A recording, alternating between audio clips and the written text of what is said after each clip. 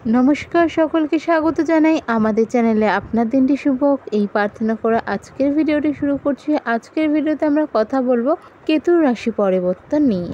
আমরা সকলেই জানি যে কেতু রাশি পরিবর্তন করে এবং একটি রাশিতে থাকে তখন সময় নেয় 18 মাস অর্থাৎ 13 বছর, এবং এই সময় কেতু রাশি পরিবর্তন করেছে তার এফেক্ট আপনার রাশির উপর কী পড়তে চলেছে সেই বিষয় নিয়ে কথা বলবো। তো আজকের ভিডিওতে আমরা সবার প্রথমে যেটা কথা বলবো সেটা হচ্ছে কেতু রাশি পরিবর্তন করে মঙ্গলের সাথে যুক্ত রয়েছে, তার প্রভাব কিন্তু অনেক দেখতেই পাচ্ছি। তো কী হতে চলেছে তাই নিয়ে, তো সেই বিষয় নিয়ে কথা বলার আগে কেতু আমাদের লাইফে কি আমাদের জীবনের অংশ দেখে বা কি এফেক্ট ফেলে এই বিষয় নিয়ে একটা ছোট্ট আলোচনা করে নিই, যাতে আপনাদের বুঝতে সুবিধা হয়। যত রকম তন্ত্র মন্ত্র অকাল্ট বা এরকম ধরনের যেসব বিদ্যা রয়েছে তার ওপর কিন্তু কেতু বেশ এফেক্ট ফেলে। জীবনে আধ্যাত্মিক দিকটা যে হয় সেটা দেখায় কেতু, আপনাকে স্ট্রাগলও কিছুটা দেয় কিন্তু কেতু। জীবনে কারো যদি ব্রহ্মচারী বা বৈরাগ্য ভাবও থাকে সেটাও কিন্তু দেয় কেতু। কেতুর অংশ হিসাবে শ্বাসনালীকেও ধরা হয়ে থাকে। দুর্ঘটনার কারক হিসেবেও কেতুকে মানা হয়ে যায়। শাস্ত্রজ্ঞান থেকে ভগবানের প্রতি বা আধ্যাত্মিক দিকের প্রতিও যে আপনার নেশা বলতে পারেন বা আপনার ইচ্ছা বলতে পারেন, এগুলো কিন্তু কেতুই দিয়ে থাকে। স্কিন প্রবলেম বা নার্ভের প্রবলেমেও কিছুটা এফেক্ট ফেলে থাকে কেতু।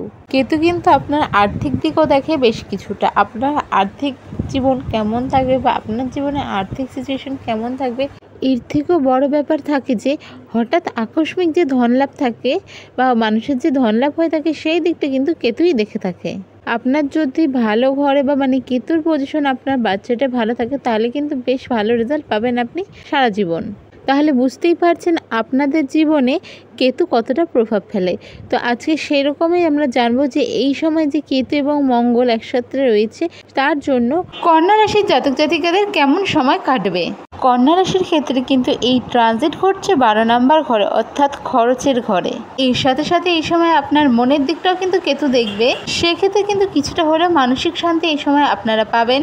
সাহস পরাক্রম এই জিনিসগুলো এই সময় বাড়তে চলেছে, এবং এর সাথে সাথে কিন্তু এই সময় খরচ বাড়তে চলেছে। সাথে সাথে বিনা কারণে উল্টোপাল্টা জিনিস কেনার ক্ষেত্রেও কিন্তু খরচা বাড়তে চলেছে, যার ফলে কিন্তু আপনাকে আর্থিক সংকটে পড়তে হতে পারে।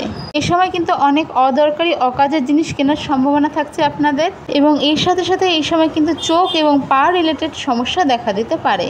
এই সময় কিন্তু আধ্যাত্মিক দিকে রুচি বাড়বে। এছাড়াও যারা জ্যোতিষ অকাল্ট সায়েন্স বা এরকম রিলেটেড জিনিসের প্রতি রুচি রাখেন তাদের জন্য সময়টা ভালো থাকবে। রাস্তাঘাটে চলার ক্ষেত্রে একটু সাবধানতা বজায় রাখুন, পায়ে চোটাঘাত লাগার সম্ভাবনাও থাকছে। তো এই সময় কি রেমেডি করবেন?